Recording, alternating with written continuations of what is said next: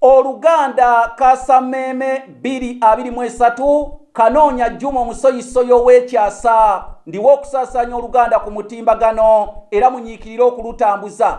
Twatandika n'amasaza ga Buganda 3 ga Nansangwa omwaka guno 2023 olujja tujja kweyongerayo n'amasaza amalala naye nga leero tutambula n'amasaza Busiro, Kyaddondo ne Mawokota.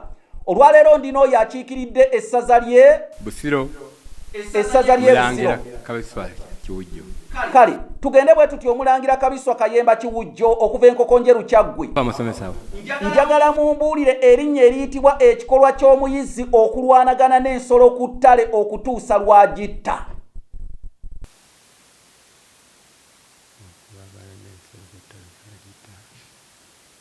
Kigambo ku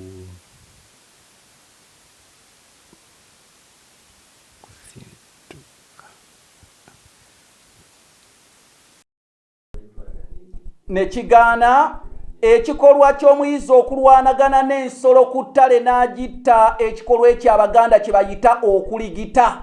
Mugenda ne mugamba tugenda kuligita naye nga kikolwa kyaveeyo ku ttale. Nze Kanoonya Juma, z'empaka z'Oluganda eza Kasameme 223.